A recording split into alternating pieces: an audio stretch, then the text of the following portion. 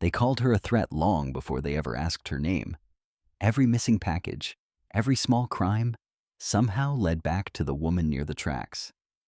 I told myself it wasn't my problem, until my dog refused to treat her like a danger. He didn't warn me, didn't defend me, didn't move at all. And that silence shook me more than fear. The louder the neighborhood demanded safety, the clearer it became that something was being hidden, because the people in uniform always arrived after the damage, never before it. Stay with me to the end to see how one quiet dog exposed a lie built on fear. And if you believe stories like this deserve to be heard, please like this video, subscribe to Silent Paws Steady Hearts, and help us reach our first 1,000 subscribers. The residential strip beside the commuter rail station had never been quiet, but lately the noise carried a different texture. It wasn't just the rumble of arriving trains or the metallic shriek of brakes cutting through cold air. It was the sound of suspicion settling into people's voices, the way fear tightened conversations into sharp, clipped sentences. Doors closed faster now. Eyes lingered longer. And every missing package, every unlocked car, every small unexplained loss seemed to point in the same direction, toward the woman near the tracks. Lucas Hale noticed these things the way he noticed everything, without comment, without reaction, letting patterns form before meaning. At 40, with a body shaped by years of discipline rather than vanity, he moved through the world quietly. He stood just over 6 feet tall, shoulders broad enough that door frames sometimes felt narrow, his posture straight but relaxed, like a man whose balance came from habit rather than effort. The late afternoon light caught the faint silver threading through the dark brown of his close-cropped hair, especially at the temples, where time had made its earliest claims. His face, marked by a neatly kept stubble along a square jaw, held the stillness of someone accustomed to chaos, but no longer surprised by it. At his side sat Coda. The German Shepherd was large, even by working dog standards, a solid, muscular presence with a straight back and powerful hind legs tucked neatly beneath him. His coat was thick and close, black along the spine and shoulders, fading into warm tan across his chest and legs. His ears stood erect, angled slightly forward, not in alarm, but in attention. At 6 or 7 years old, Coda had moved past youthful restlessness into something more deliberate. He did nothing quickly anymore. Every motion was measured, every reaction restrained, as if the world were something to be read carefully before answered. They stood together near the edge of the small plaza where the station spilled commuters into the neighborhood. A loose crowd had gathered, residents, a few shop owners, and 2 private security guards in dark uniforms with reflective stripes. The guards were young, broad-shouldered men with clipped hair and practiced authority in their stance. One of them had his hand wrapped around the thin arm of a woman who looked as though the winter had been gnawing at her for years. Marion Crowley did not resist. She was smaller than Lucas had expected, her frame narrow beneath layers of worn clothing that had once belonged to someone larger. A gray coat hung loosely from her shoulders, its cuffs frayed, its buttons mismatched.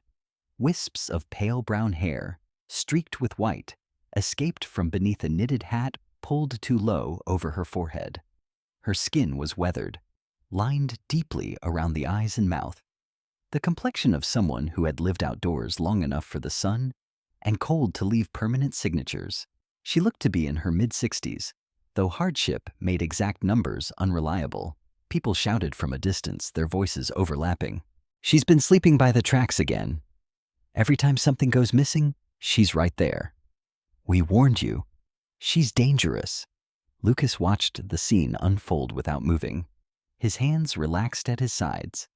He felt Coda's weight shift slightly, the dog's tail lowering but not tucking, his breathing slow and even.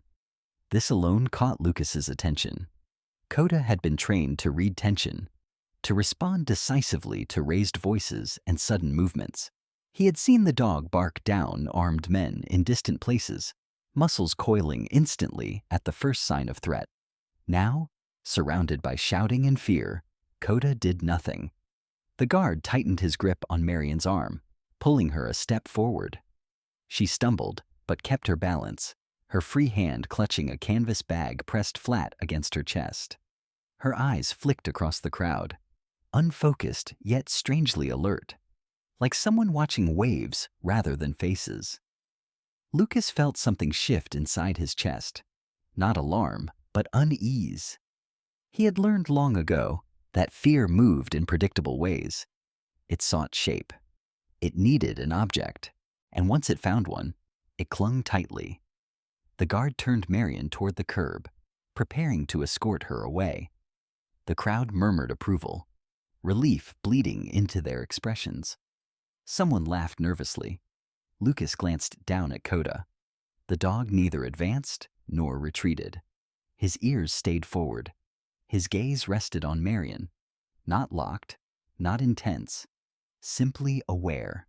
There was no growl, no tension in his shoulders, just stillness. That stillness unsettled Lucas more than any aggressive display could have. He remembered another moment, years earlier, when he had trusted his instincts and been wrong. A village elder who smiled too easily. A decision made in seconds. The cost paid by people who never carried weapons. The memory did not surface often, but when it did, it came without warning and without mercy. The guard dragged Marion another step. "Come on," he said, irritation sharpening his voice. "You can't stay here." Lucas felt the weight of choice press against him, familiar and unwelcome. Intervening meant becoming visible. Remaining silent meant endorsing something he did not fully understand. Coda's posture did not change. Then, without looking at anyone else, Marion turned her head. Her eyes found Lucas with unsettling precision. Up close, they were a pale gray blue, clouded but sharp, carrying the weight of exhaustion and something harder to name. She studied him as if he were not part of the crowd but apart from it, as if she had been waiting for him specifically. Her voice, when she spoke, was low and uneven, roughened by cold and disuse. "Don't trust the ones in uniform," she said quietly. The words were almost lost beneath the noise, but Lucas heard them clearly. "They're not here to protect anyone." The guard jerked her forward again, snapping something sharp under his breath. The moment broke. The crowd shifted. Someone turned away. But Coda finally moved, not toward Marion, not toward the guards. He rose smoothly to his feet and stepped just enough to place himself between Lucas and the rest of the crowd. His body a calm barrier, his head turned slightly back as if checking whether Lucas was still there. Lucas felt his pulse slow. The dog had made a choice, and for reasons Lucas could not yet name, it was not the one he expected. The plaza beside the station returned to its usual rhythm faster than Lucas expected. By the time the next train arrived, the crowd had thinned, conversations dissolving into ordinary complaints about schedules and weather. Fear, Lucas knew, rarely lingered once it had found a temporary outlet. It simply folded itself away, waiting for the next excuse. Marion Crowley was gone. The guards had escorted her toward the service road that ran behind the shops, their dark uniforms blending into the evening. No one followed. No one asked questions. It was easier that way. Lucas stood where he was for a moment longer, feeling the after-image of the confrontation settle in his chest like a bruise. At his side, Coda remained upright, his body angled slightly toward the direction Marion had disappeared, ears forward, posture neutral. Not alert, not relaxed, simply aware. That awareness lingered as they walked home. Lucas's apartment sat 3 blocks from the station, in a low concrete building that predated the recent wave of development. The hallway lights flickered inconsistently, and the smell of old paint and steam heat clung to the air. He unlocked his door and stepped aside as Coda entered first, a habit formed long ago. The dog moved through the space with quiet familiarity, circling once, before settling near the window that overlooked the street. Lucas removed his jacket slowly, his movements deliberate, giving his thoughts time to catch up with the evening. Marion's words replayed in his mind, not because they were dramatic, but because they were precise. Don't trust the ones in uniform. She had not sounded frightened or angry. She had sounded certain. That certainty unsettled him more than fear ever could. He poured water into a metal bowl and set it down for Coda, watching as the dog drank, then paused, lifting his head slightly as if listening to something beyond the glass. Outside, a security patrol vehicle rolled past, tires whispering against asphalt. Coda's gaze followed it. Lucas noticed. Over the next few days, Lucas began to watch the neighborhood with renewed focus. Not in the obvious way. No cameras, no notebooks, but with the quiet attention that had once kept him alive. He noted the flow of people in and out of the plaza, the hours when the coffee shop closed, the rhythm of the trains, and slowly, patterns began to emerge. The private security team worked in 12-hour rotations. The changeover happened twice a day, once just before dawn and once at dusk. Lucas realized this only after noticing how often incidents were discussed during those narrow windows. A broken car window, a stolen bike, a missing package, small things, easily dismissed individually, but together forming a subtle, persistent drumbeat of unease. Marion, he learned, was almost always nearby when something went missing. Not at the center of it, just close enough to be noticed. Lucas saw her again 3 evenings later, sitting on a low concrete barrier near the tracks. Her coat wrapped tightly around her thin frame. Coda slowed as they approached, his pace measured. He did not pull forward or lag behind. When Lucas stopped several feet away, Coda sat, positioning himself squarely between Lucas and Marion, his back straight, his head level. It was not a protective stance. It was a watchful one. Marion looked up, her eyes narrowing slightly, as if the effort of focus required energy she did not always have. Up close, Lucas noticed the fine tremor in her hands, the way her fingers curled inward when they were not occupied. Her face carried the map of someone who had lived hard.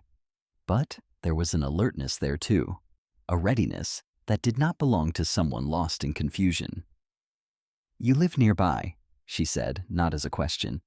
Lucas nodded. "A few blocks." She glanced at Coda. "He doesn't like it when people stand too close." Lucas looked down at the dog, then back at her. "He's trained to notice things." Marion smiled faintly, the expression brief and brittle. "Aren't we all, at first?" They spoke in fragments after that. Nothing direct, nothing that felt like an interview. Lucas asked about the weather, about the trains. Marion answered, then drifted into observations that caught his attention despite himself. "They switch at sunset," she said at one point, nodding toward the security booth across the street. "The tall one leaves first. The other stays behind to finish paperwork." Lucas kept his face neutral. "How do you know that?" She shrugged, pulling her coat tighter. "You see enough patterns, you start to remember them."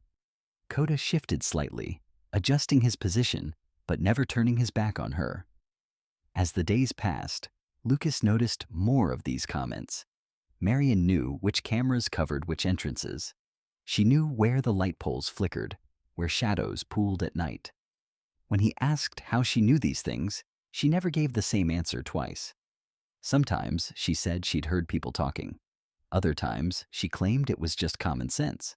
Once, when he pressed a little harder, she deflected entirely. "I used to work nights," she said. "You notice things when everyone else is asleep." The answer satisfied nothing. The rehook came, on a cold morning when Lucas nearly missed it. He and Coda were passing the service alley behind the grocery store when Coda stopped abruptly, his muscles going taut. Lucas followed the dog's gaze to a cluster of security cameras mounted high on the brick wall. One of them blinked red. Another remained dark. Marion sat on an overturned crate beneath them, her eyes closed, her head tilted slightly as if listening. For a moment, the three of them existed in stillness, the hum of the city fading into the background. Then Marion opened her eyes. "That one doesn't work," she said quietly, pointing with two fingers. "Hasn't for months." Lucas felt a chill that had nothing to do with the air.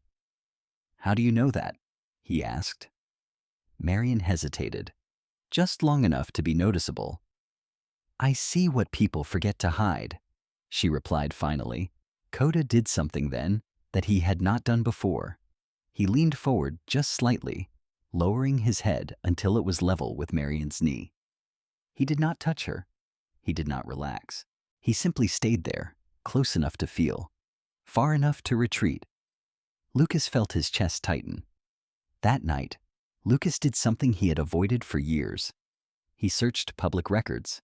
Marion Crowley existed in fragments, old utility bills, a faded voter registration, and then, deeper in the system, a professional license, expired, inactive, but unmistakable. Registered nurse, emergency department, 20 years of service. When Lucas confronted her the next day, he did so carefully.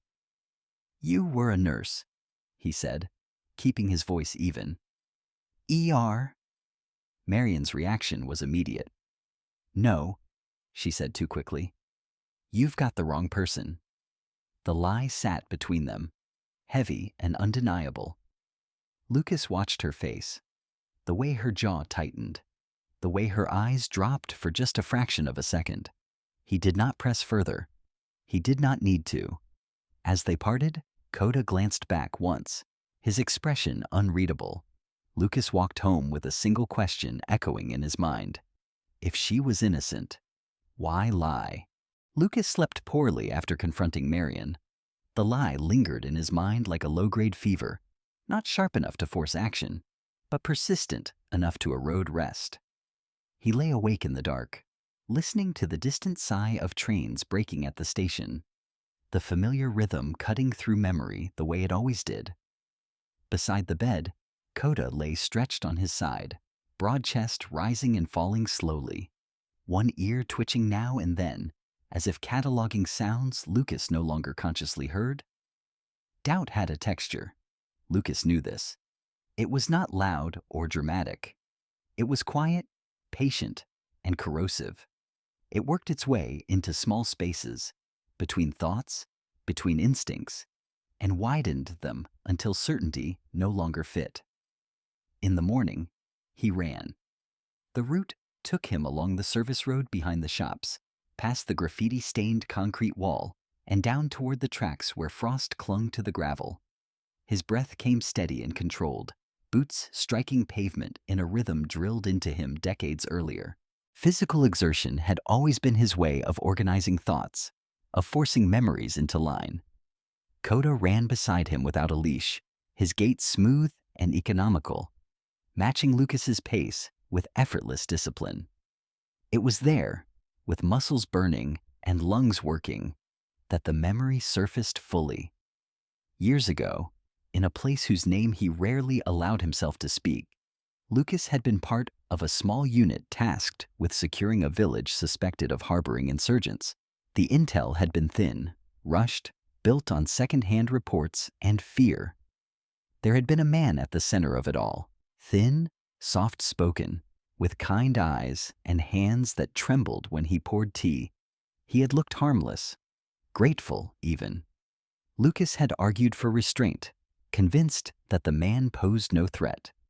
He had been wrong. The explosion came hours later, tearing through a market square just as civilians gathered. The blast killed 3 people outright, injured dozens more. The man with the trembling hands disappeared that same night. Lucas remembered the sound afterward most clearly, not the explosion itself, but the silence that followed, heavy and absolute, filled with the weight of consequence. Trusting the wrong person had a cost. Marion Crowley carried that same quiet dissonance. She did not fit the role assigned to her by the neighborhood, but she also did not align cleanly with innocence. She knew too much. She lied when pressed. And yet, when chaos gathered around her, Coda did not react the way training dictated. That contradiction gnawed at Lucas. The new incident happened just after dusk, 2 days later. A delivery driver found his van's rear door pried open behind the hardware store. Tools were missing. The report spread quickly, morphing with each retelling. By the time Lucas heard about it, the conclusion had already been reached. "It was her again," a woman from the second floor said loudly, her voice carrying across the courtyard. She was in her early 40s, tall and angular, with dyed blonde hair pulled into a tight ponytail and a perpetual scowl etched between her brows. Fear had sharpened her features into something brittle. "She was right there earlier, digging through trash." Heads nodded. Murmurs followed. Lucas stood at the edge of the gathering, Coda seated at his side. Feeling the familiar pressure build, he noticed how the crowd positioned itself instinctively, forming a loose arc that left one direction open, the path toward Marion's usual spot near the tracks. Accusation always needed a direction. Marion appeared moments later, walking slowly, her canvas bag slung over one shoulder.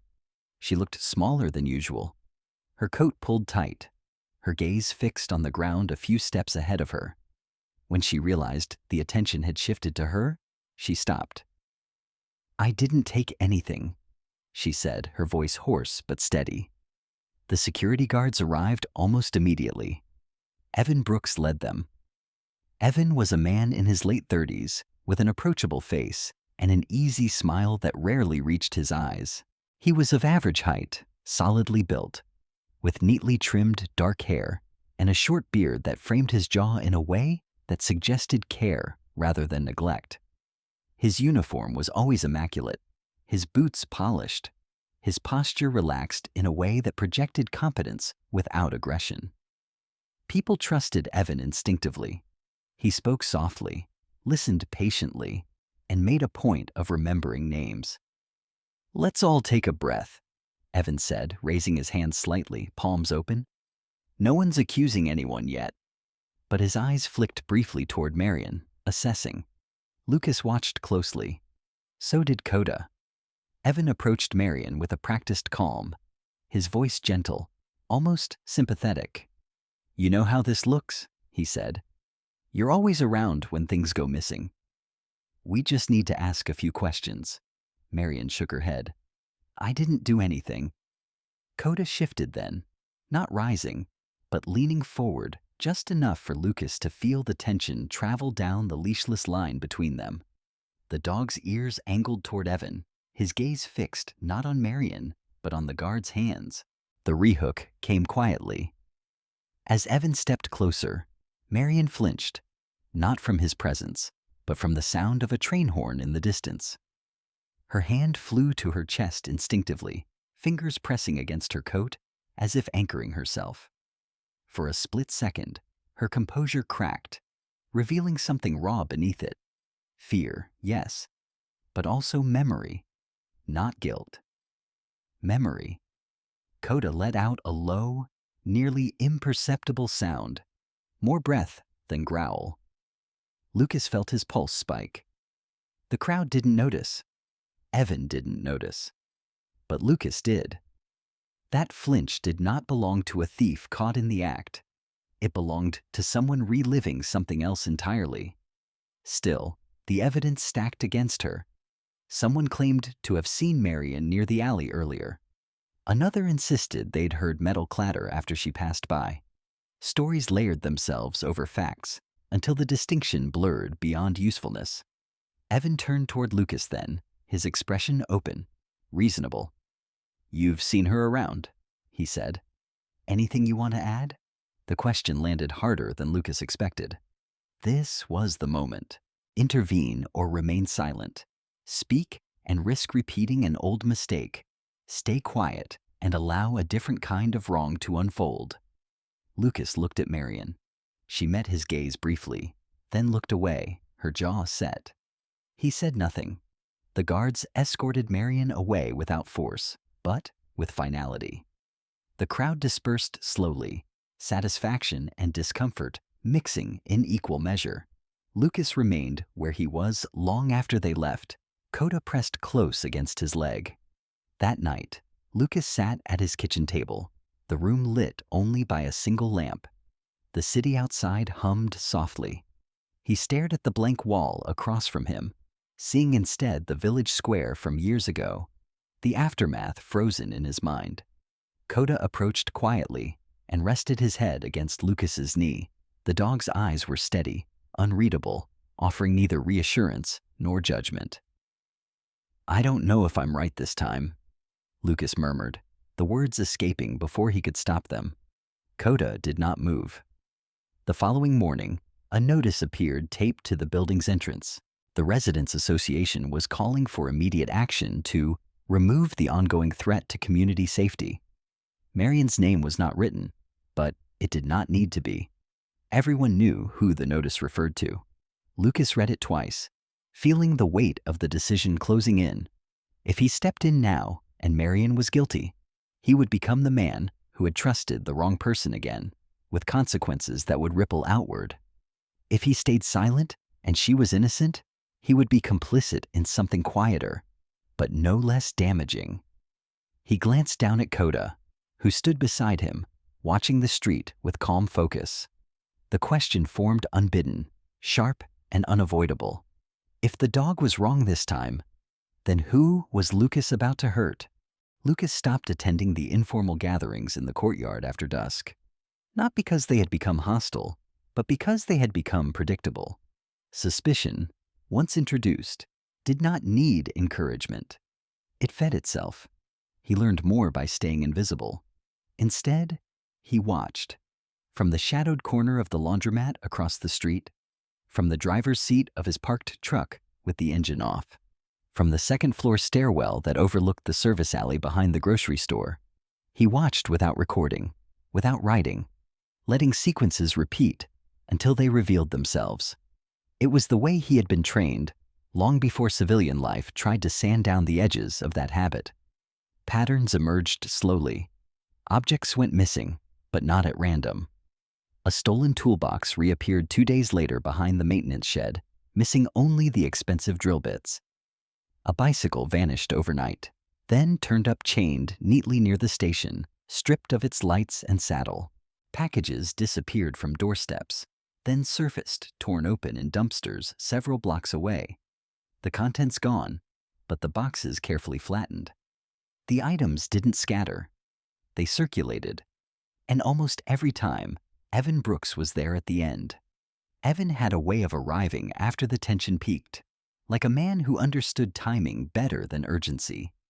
He stepped into scenes with his hands open and his voice low, shoulders relaxed beneath his pressed uniform.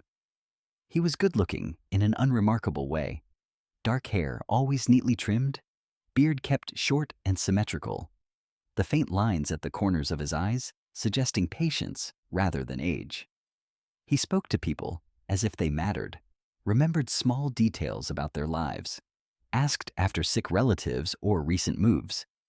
It was easy to trust someone who seemed to be paying attention. Lucas noticed how Evan never arrived first. He came after accusations were made, after anger had spent itself. He listened, nodded, promised follow-up. Then he made things disappear. Evidence, tension, questions. The missing items would be logged. The complaints would be forwarded. The situation would be handled. Handled meant quiet. Marion Crowley remained on the periphery of these events, visible enough to be blamed, but never present when items were recovered. Lucas noted how she was often gone during the actual discoveries, returning later to find the narrative already written. Her reactions were muted. No outrage, no pleading, just a weary acceptance that made people uncomfortable, as if she had already learned the outcome and saw no reason to protest. Coda noticed too. The dog's behavior shifted subtly over the week. He no longer watched Marion with neutral caution. Instead, when they passed her near the tracks, he slowed, his body lowering slightly as if aligning himself with her pace. He did not touch her. He did not seek affection. He simply adjusted, mirroring rather than guarding. It was not submission. It was recognition. The moment that cracked the surface came late one night when Lucas followed a different sound. A crash echoed down the alley behind the closed bar on Main Street, followed by a slurred shout and the scrape of something heavy against brick. Lucas moved without thinking, Coda at his heel, boots silent on pavement. They rounded the corner to find a man sprawled against the wall, his breath sour with alcohol, blood seeping from a cut above his eyebrow. The man was in his 30s, broad and unsteady, with thinning hair plastered to his forehead with sweat. His jacket hung open, revealing a stained shirt stretched tight across his stomach. He swore weakly, trying and failing to push himself upright. Marion knelt beside him. Her coat lay folded neatly on the ground, her sleeves rolled back to reveal thin but steady hands. She pressed a clean cloth, where she had found it, Lucas couldn't tell, against the man's head, applying pressure with practiced precision. Her posture was focused, her movements economical. She spoke to the man in a low, calm voice, instructing him to stay still, to breathe slowly. "Easy," she murmured. "You're bleeding more than you think because of the cold." Lucas froze. This was not improvisation. This was muscle memory. Marion tied the cloth in place, checked the man's pupils with a quick, efficient glance, then shifted her weight to assess his balance. She guided him into a seated position against the wall, angling his body to prevent him from sliding sideways. There was no hesitation, no uncertainty. Coda stepped forward then. For the first time since Lucas had known her, the dog lay down beside Marion, not between her and the man, not between her and Lucas. Beside her, his large body settling against the concrete, head resting near her knee. His breathing slowed, matching the rhythm of the moment. No tension, no alertness, just calm. Lucas felt something loosen in his chest, followed immediately by a sharp spike of alarm. Trust, he knew, was dangerous when it came uninvited.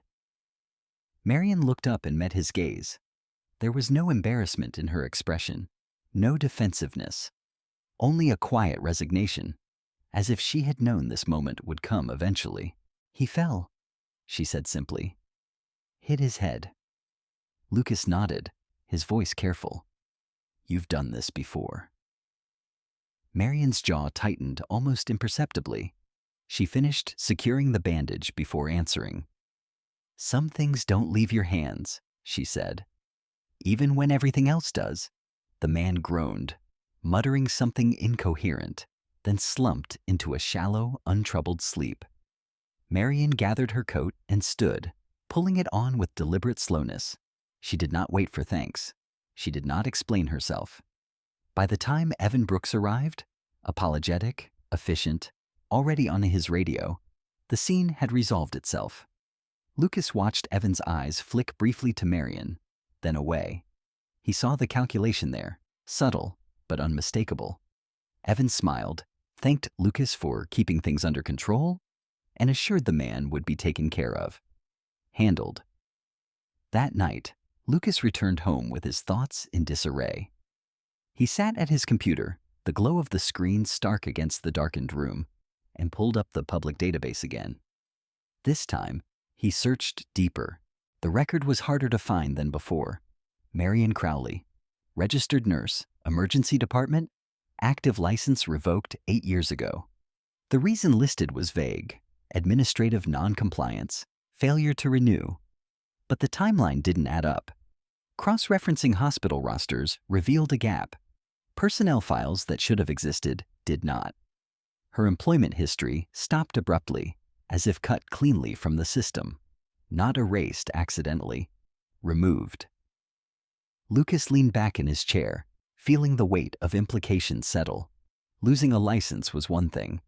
Being scrubbed from records was another entirely. Outside, a train horn sounded in the distance.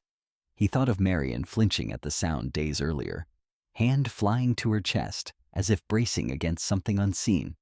He thought of the way she had tied the bandage with the hands that remembered pressure points and blood flow. He thought of Coda lying beside her, the first time the dog had offered unguarded trust. Lucas closed the file and stared at the screen long after it went dark. If Marion Crowley had been an ER nurse, then she had spent years standing between chaos and consequence, between injury and death. If she had been removed from the system rather than simply leaving it, then something, or someone, had decided she no longer belonged. The truth was beginning to show, not in the noise of accusation or the spotlight of confrontation, but in the quiet moments no one bothered to watch. Lucas had learned long ago that the most dangerous enemies rarely announced themselves as such. They wore clean clothes. They spoke calmly. They explained things in ways that sounded reasonable, even necessary. By the time you realized what they were doing, you were already standing inside the logic they had built. The notice on the building's entrance changed tone 3 days after Lucas uncovered Marion's erased records. At first glance, it looked harmless enough. Printed on heavy white paper, the kind meant to feel official.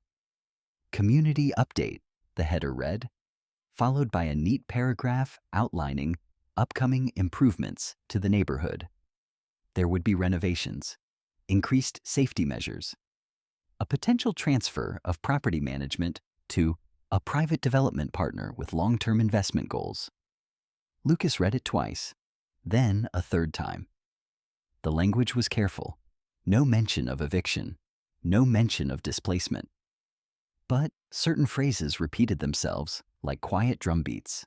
Quality of life, public safety, undesirable activity, reputational risk. The message was clear without being explicit. The neighborhood was being prepared for sale. That evening, Lucas sat in his truck across the street from the leasing office, engine off, lights dark. Coda lay in the back seat, his large body curled but alert, ears twitching whenever footsteps passed too close. Through the office window, Lucas watched silhouettes move behind drawn blinds. Men in jackets and women in tailored coats gathered around a conference table, papers spread before them. This was not the posture of crisis. It was planning. The next piece fell into place when Lucas spoke with an older resident named Harold Myers, a retired machinist who lived 2 floors below him. Harold was short and stooped, with thin white hair combed carefully to one side and hands permanently stained with grease that never quite washed out. He had lived in the building for 30 years and mistrusted anything new by default. "They're selling," Harold said bluntly when Lucas asked about the notice. "Been trying for months. No buyer wanted it as is." Lucas leaned against the railing, keeping his voice low. "Why now?" Harold snorted. "Because now they've got a story. Crime, blight, liability." He paused, eyes narrowing. Investors love a clean slate. Lucas didn't need to ask what, or who, stood in the way of that slate. The private security company expanded its presence almost overnight. New uniforms, additional patrols, temporary fencing went up near the service alley. Signs appeared warning against loitering, trespassing, unauthorized presence. The language sharpened, the implication unmistakable. Homeless equaled danger. And Marion Crowley was the most visible symbol of that equation. Lucas saw how it worked in real time. A package went missing, and Marion's name came up before the report was even filed. Someone's car alarm went off at night, and a neighbor mentioned having seen that woman nearby earlier in the day. The stories grew smoother, more confident, even when details didn't line up. Evan Brooks facilitated it all with quiet efficiency. He spoke at residents' meetings with a tone that balanced concern and reassurance. He never accused Marion directly. He didn't have to. Instead, he talked about patterns, about optics, about what potential buyers would think if they visited the area and saw unaddressed issues. Evan stood straight at the front of the room, hands loosely clasped, beard trimmed with military neatness. His voice was calm, measured, practiced. "We're not here to punish anyone," he said. "We're here to protect the community." Lucas watched the faces around him soften at those words. Protection was a powerful promise. After the meeting, Lucas found Marion sitting alone on a bench near the tracks, her coat drawn tight against the wind. The evening light made her look almost translucent, her features carved into sharp relief by shadow. "You know what they're doing," Lucas said quietly, standing a few feet away. Marion didn't look up right away. When she did, her expression was tired but clear. There was no confusion in her eyes now. "Yes," she said. "I've known for a while." Coda sat beside Lucas, his body angled subtly toward Marion. Not defensive, not withdrawn. "They're making you the problem," Lucas continued. "So they can sell the solution." Marion nodded once. "People need a face for their fear. I'm convenient." Her acceptance unsettled him more than anger would have. "You could fight this," he said. "Tell them who you were, what you did." A faint smile touched her lips, gone almost as soon as it appeared. "And say what?" she asked. "That I used to matter?" The words landed harder than Lucas expected. The rehook came not with drama, but with clarity. Marion leaned forward, elbows on her knees, and lowered her voice. "They don't need me gone," she said. "They need me hated." She glanced toward the security booth, where Evan's silhouette moved behind glass. "If I disappear quietly, the story ends. If everyone believes I'm dangerous, they get to erase me without guilt." Coda shifted closer to her, his flank brushing the edge of the bench. He did not look at her. He looked outward, toward the street, as if listening for something beyond human hearing. Lucas felt a surge of restrained fury rise in his chest. This wasn't negligence. It wasn't misunderstanding. It was design. Over the next few days, the pressure increased. Security patrols accidentally disrupted Marion's usual sleeping spots. Trash bins near the tracks were relocated. Benches were removed for repairs. Small inconveniences stacked into deliberate displacement. Marion did not protest. She moved when pushed. She stayed silent when accused. She even apologized once, quietly, when a woman yelled at her for making the place unsafe. Lucas watched all of it, his jaw tightening with each passing hour. The night Marion vanished, the air was unnaturally still. Lucas noticed it because Coda did. The dog paced the apartment restlessly, nails clicking against the floor, pausing at the window to stare down at the street. His ears twitched constantly, his body unable to settle. Lucas felt the same unease creeping under his skin. They went out just after midnight. Marion's bench was empty. Her canvas bag was gone. The spot near the tracks where she sometimes slept was clean. Almost too clean. As if someone had taken care to remove every trace of her presence. No blanket, no discarded cups. Nothing. Lucas checked the alley behind the bar. Empty. The service road. Empty. He found Evan Brooks near the security booth, finishing a call. Evan turned with a friendly expression already in place. "Evening?"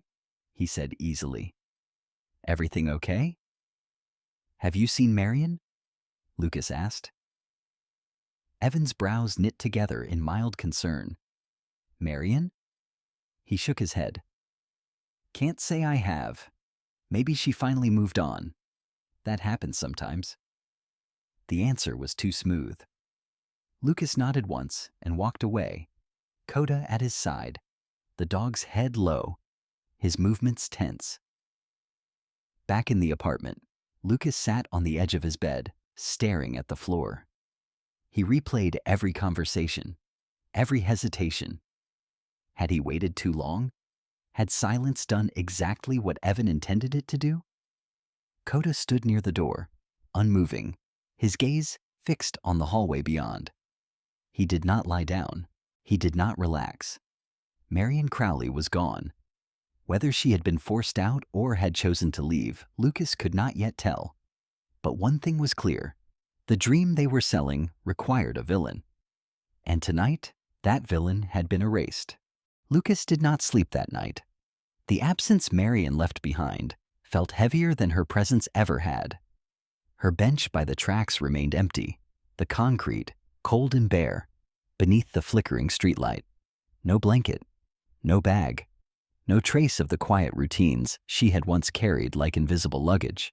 Erasure, Lucas realized, was rarely violent. It was efficient.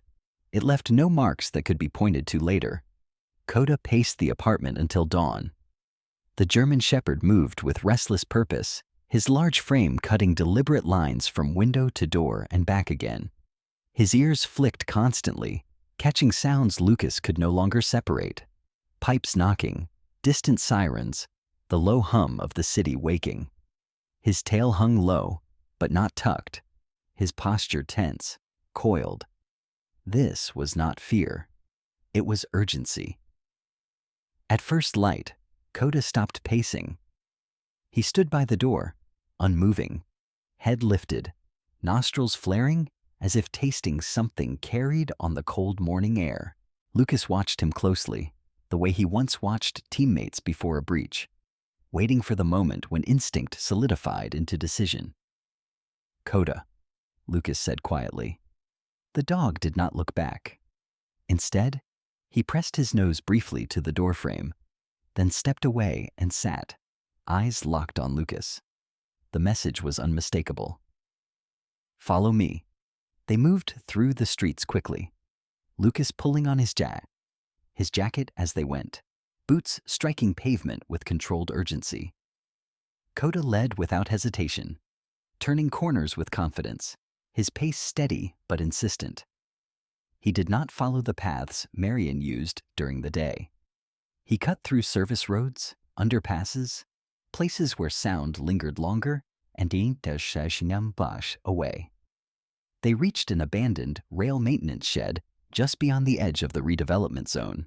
The structure squatted low against the tracks, its corrugated metal walls rusted and scarred by years of neglect. The windows were boarded, but light seeped through cracks in uneven lines. The air smelled of oil, damp wood, and something faintly medicinal. Lucas slowed, scanning instinctively. Inside, Marion sat on a folding chair beneath a single hanging bulb. She looked smaller than Lucas remembered, her coat wrapped tightly around her shoulders, her hands clasped in her lap as if to keep them from shaking. Her hair had come loose from beneath her hat, gray strands framing her face in uneven wisps. Her eyes lifted when the door creaked open. She did not look surprised. "I wondered how long it would take," she said softly. Coda entered first. The dog crossed the concrete floor and stopped several feet from Marion. Then, without hesitation, he stepped forward and placed himself directly between her and Lucas, his body squared, stance wide, head level. He did not growl. He did not bare his teeth, but he did not move aside. Lucas froze. This was not protection in the traditional sense. Coda was not guarding Marion from harm. He was barring access. Marion watched the exchange with a faint, sad smile. "He knows," she murmured. "Knows what?" Lucas asked, his voice low. "That I'm done running," she replied. The rehook came in that moment, quiet and devastating. Marion leaned back slightly, closing her eyes for just a second. When she opened them, Lucas saw something he had not seen before. Not fear, not guilt, but surrender. The kind that came after every option had been weighed and found wanting.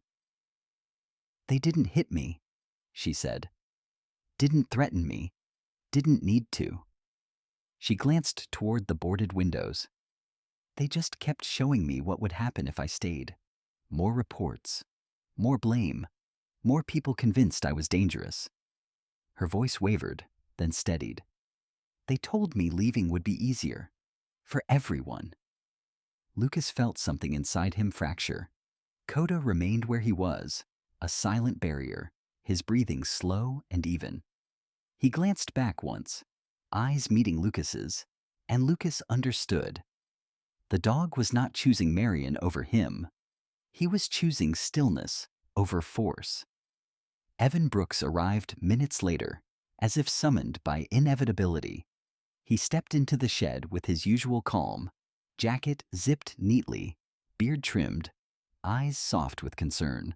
In the harsh light, Lucas saw the lines around Evan's mouth more clearly, the practiced empathy, the careful distance.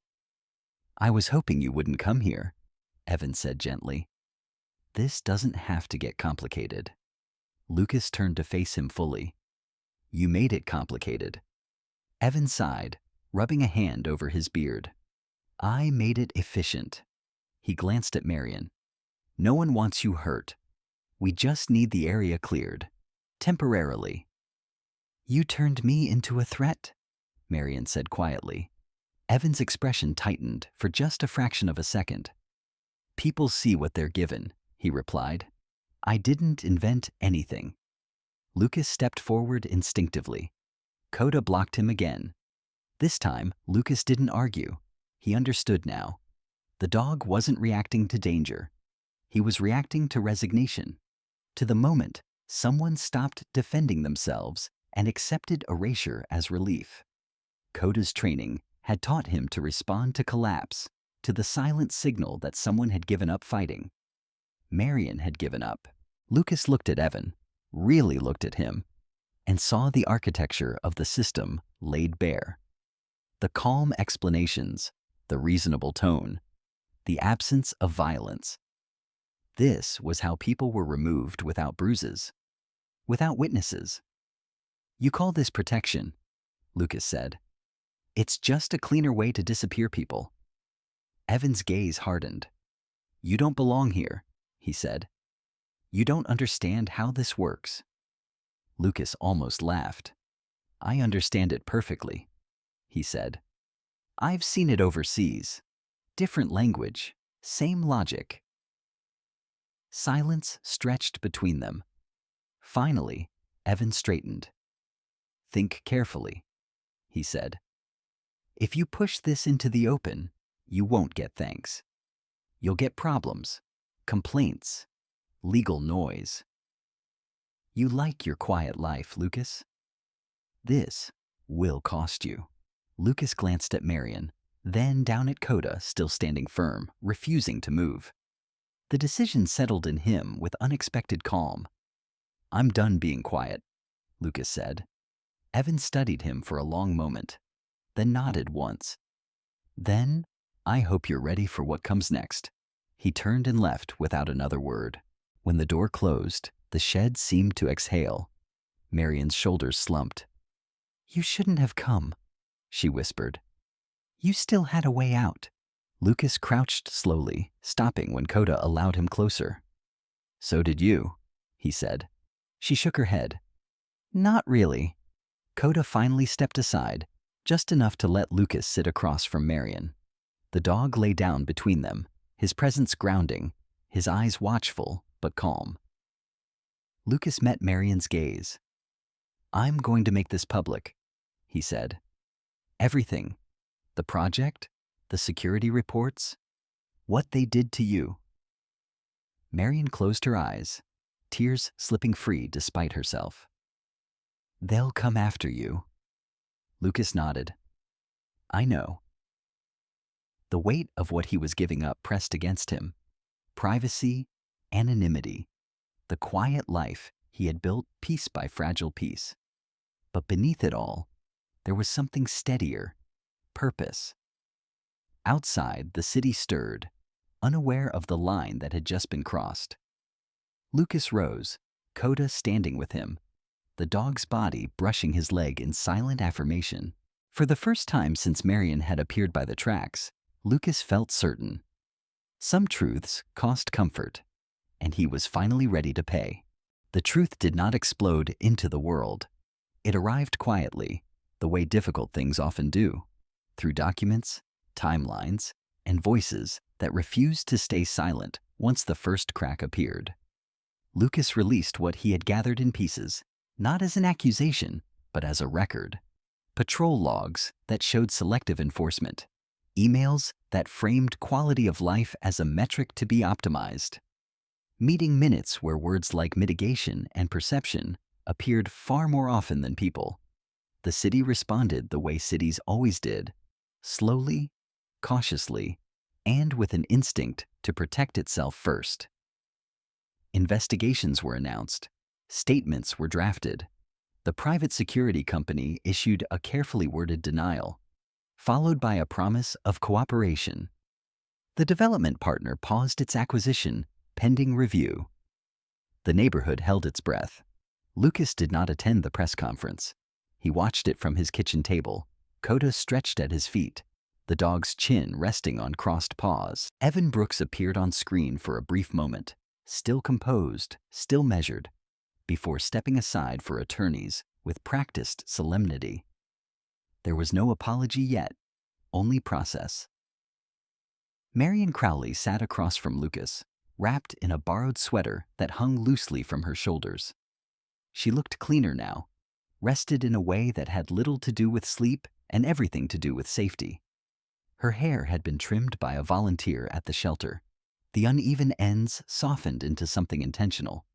She watched the screen without expression, her hands folded around a mug that steamed gently in her grasp. "They'll say sorry," she said quietly, as if predicting the weather. Eventually, Lucas muted the television.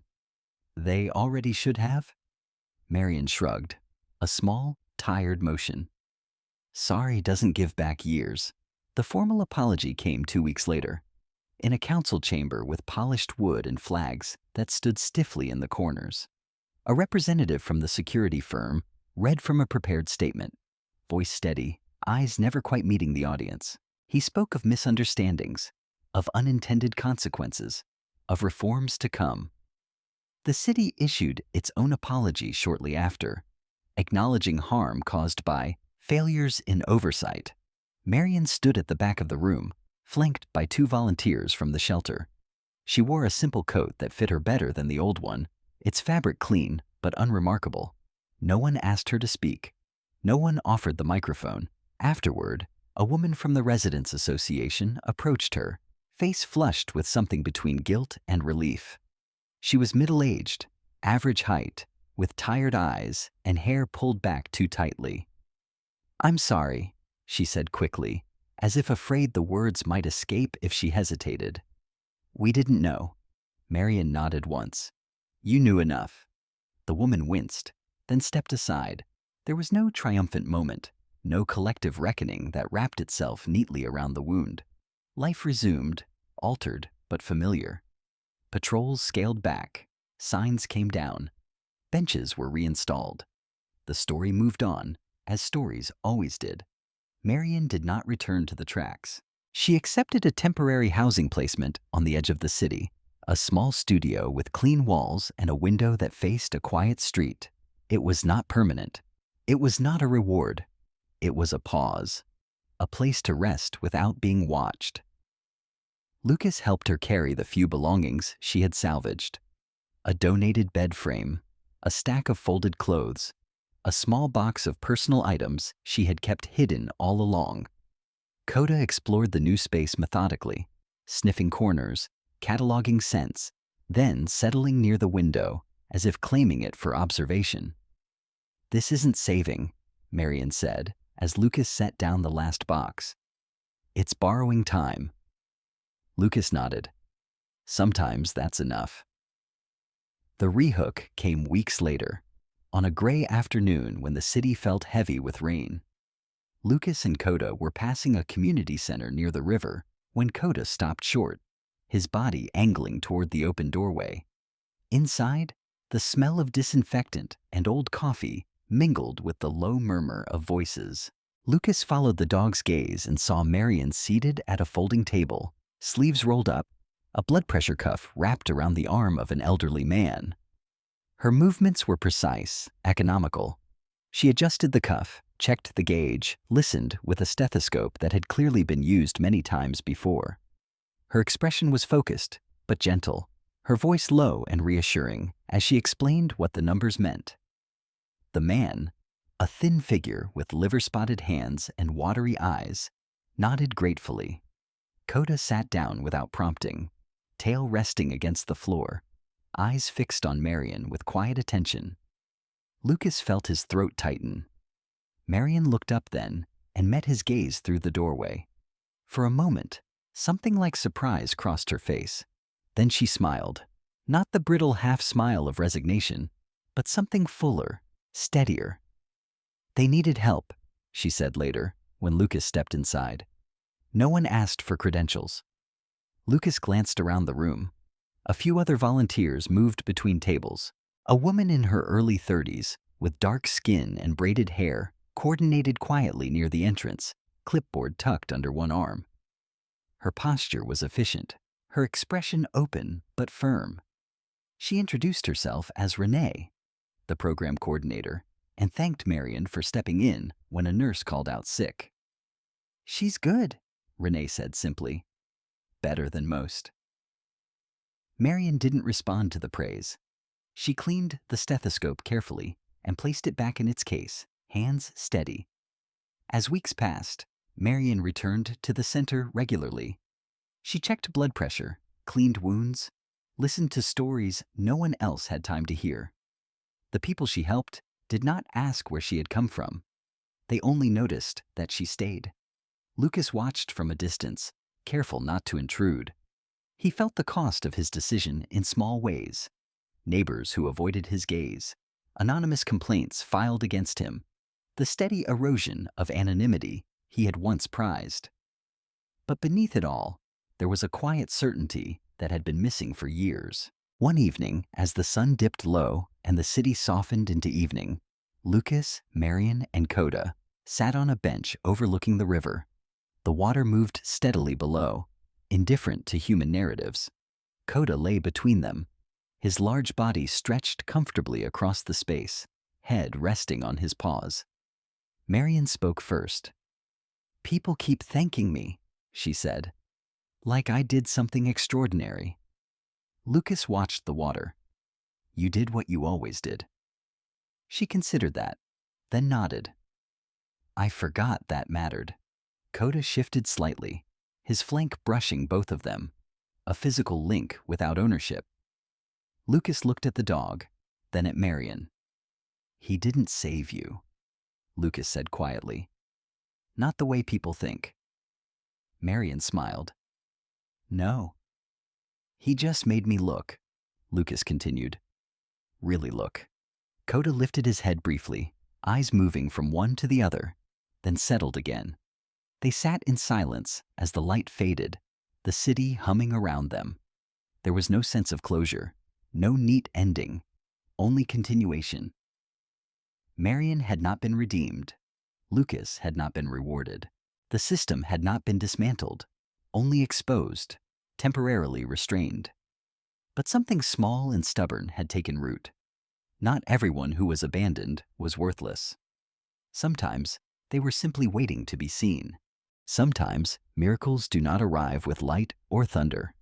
Sometimes they come quietly, through a pair of eyes that refuse to judge, through a heart that hesitates just long enough to choose compassion, through a moment where we are forced to truly see another human being.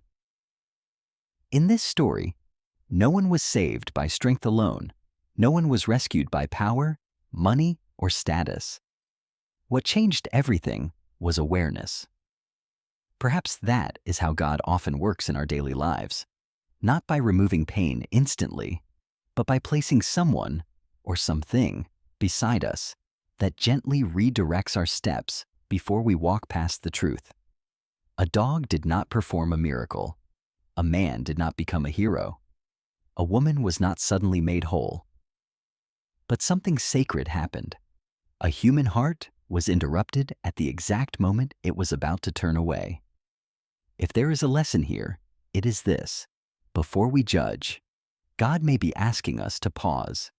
Before we condemn, He may be inviting us to look again. And before we walk past someone in silence, He may be offering us the chance to become part of His quiet work. If this story touched you, if it reminded you of someone you once misunderstood, or a moment when kindness changed your path, please share it with someone who needs that reminder today. Leave a comment and tell us what part stayed with you the most. Your words may be the sign someone else is waiting for. And if you believe that faith, compassion, and small acts still matter in this world, subscribe to Silent Paws Steady Hearts to continue walking these stories together. May God bless you, protect you, and guide your steps. May He open your eyes to the quiet miracles around you. And may peace find you, even in the ordinary moments of your day.